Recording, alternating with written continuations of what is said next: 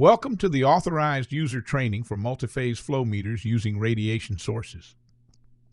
This comprehensive training program is designed to equip you with the essential knowledge and responsibilities necessary to work safely with devices containing sealed radioactive sources, specifically cesium-137 and barium-133.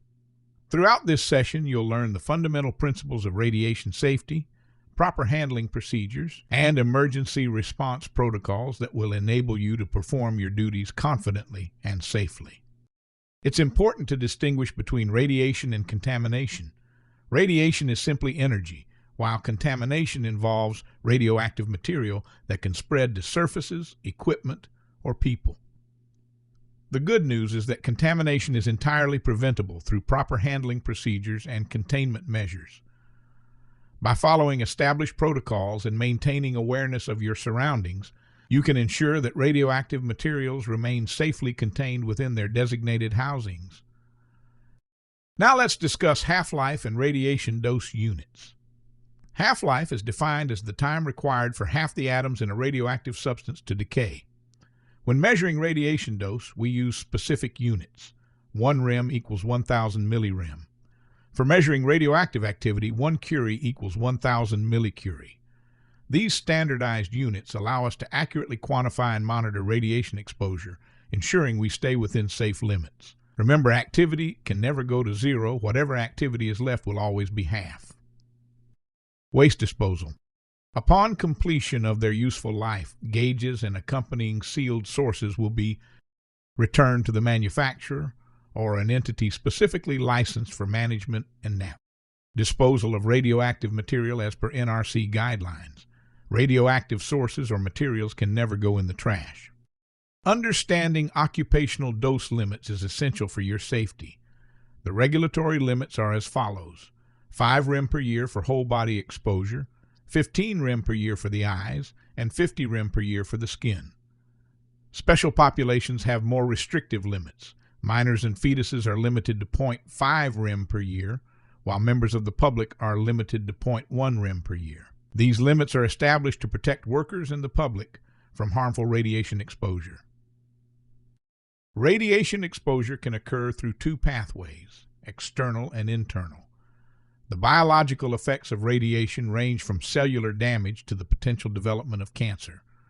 While our bodies have natural repair mechanisms to address minor cellular damage, high doses of radiation can overwhelm these systems and cause significant harm. This is why we emphasize prevention and maintaining exposure levels as low as reasonably achievable. The ALARA principle stands for as low as reasonably achievable, and it's the cornerstone of radiation safety. There are 3 primary methods to reduce your radiation exposure. First, minimize the time you spend near the radiation source. Second, maximize your distance from the source whenever possible. Third, use appropriate shielding materials such as lead to create barriers between yourself and the radiation source. By consistently applying these 3 principles, you can significantly reduce your radiation exposure. In the event of an emergency, follow the SWIMS protocol. Stop work immediately when you identify a problem. Warn others in the area about the potential hazard. Isolate the area to prevent unauthorized access. Minimize exposure to yourself and others by maintaining distance and using available shielding. Stand by to assist emergency responders when they arrive. Most importantly, always notify the radiation safety officer immediately in any emergency situation. Quick and appropriate response can prevent minor incidents from becoming serious problems. Sealed radioactive sources must undergo periodic leak testing to ensure their integrity. These tests must be sensitive enough to detect levels greater than or equal to 0.005 microcuries. While some exemptions to testing requirements may apply in specific circumstances, it's essential to follow approved testing methods and maintain documentation of all leak tests performed on your equipment.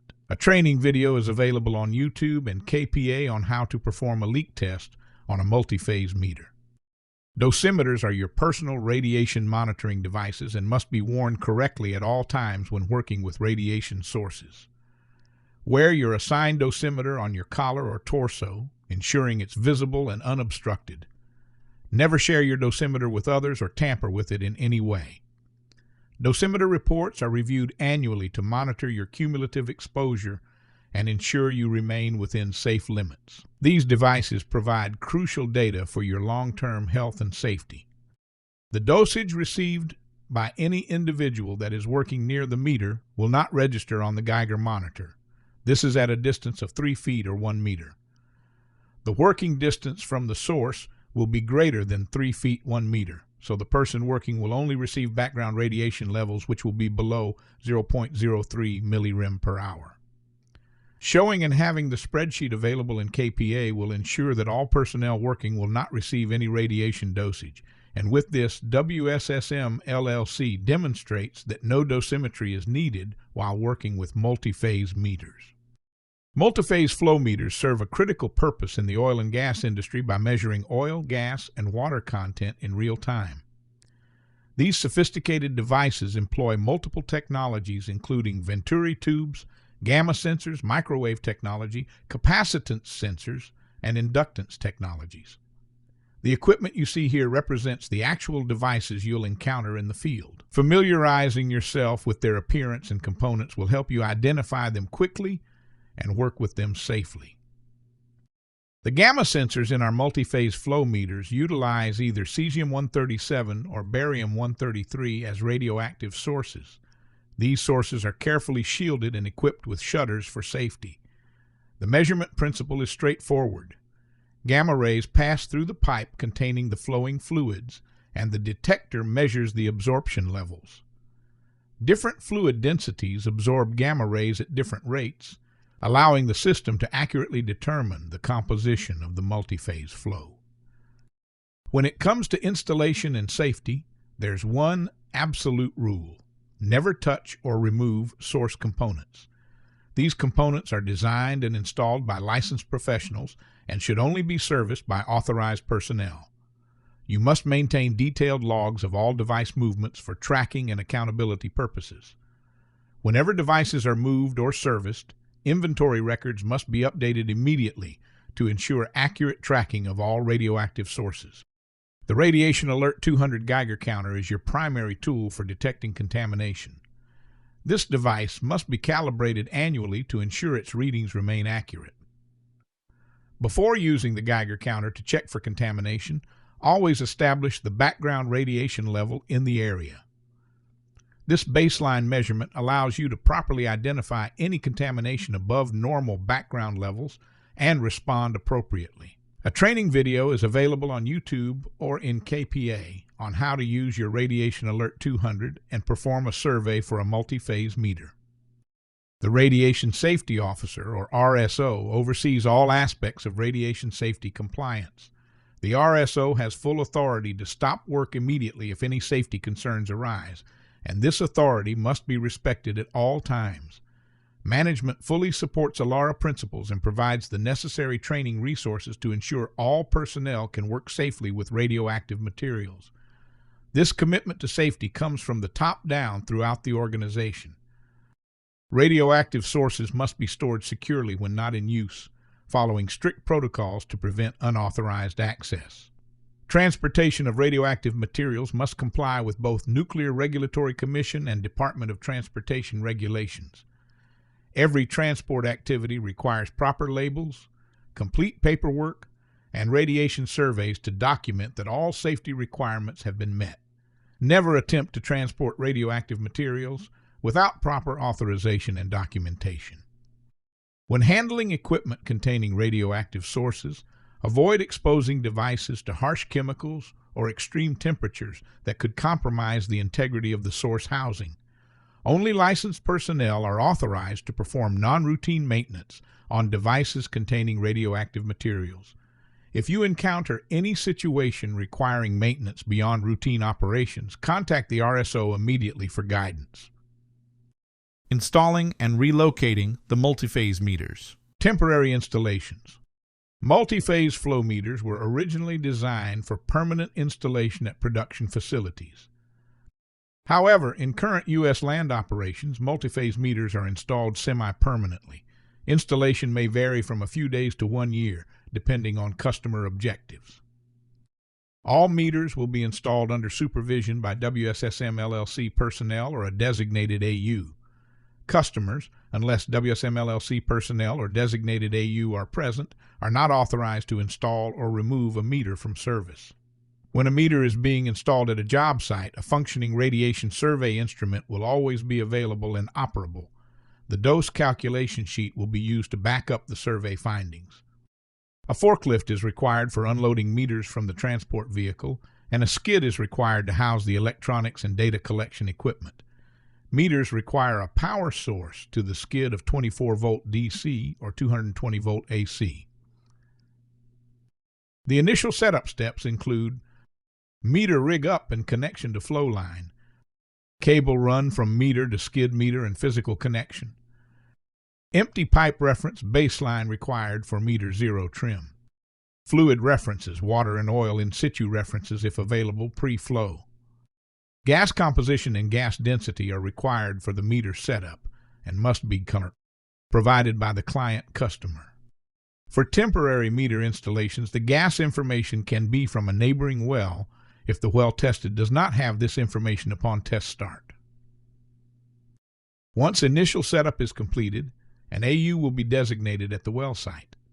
During coil tubing drill outs or frac flowbacks, the customer receives the data via a local display on the skid or through the radio link communications into their control room.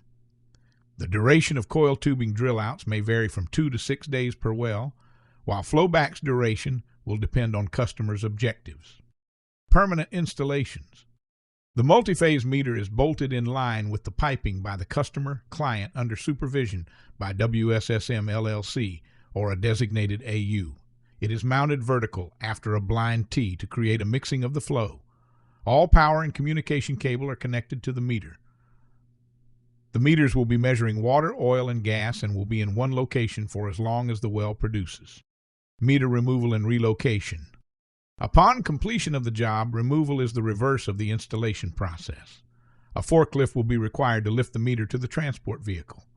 After the meter has been removed from the process flow line, WSSM LLC or designated AU will conduct a limited radiation survey to accompany the shipping documents. Keep these emergency contact numbers readily available. The Radiation Safety Officer, Warren Sneeden, can be reached at 832-600-3328. If you encounter a damaged device or suspect damage to a radioactive source, do not approach it. Immediately contact the RSO and follow the SWIMS protocol we discussed earlier.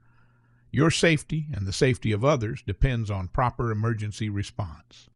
Every meter must have a copy of the MPMs license, current leak test, emergency procedures, shipping ticket, and applicable state notice to employee paperwork. All this paperwork can be found in the document case mounted on each multi-phase meter. Before any meter is shipped, all paperwork must be in the document case. When a meter arrives on location, the designated authorized user needs to make sure all documentation is with the meter. And if any paperwork is missing, they must notify MPMs to get the proper paperwork and put it in the document case with that specific meter. Periodic inspections by governing bodies is going to happen. To keep MPMS's license, all authorized users must be able to provide the inspector with all proper paperwork when requested during an inspection. It is imperative each authorized user knows where the paperwork for each meter on location is and that the required paperwork is in order at the time of inspection. Becoming an authorized user requires completion of initial training, supervised experience in the field, and demonstration of competency in actual working conditions. However, your training doesn't end there. Annual refresher training is mandatory to maintain your authorization and stay current with safety procedures, regulatory changes, and best practices. This ongoing education ensures you remain competent and confident in your work with radioactive materials. As we conclude this training, remember that you bear personal responsibility for protecting yourself, your team, and the environment. Follow all the procedures we've covered today without exception.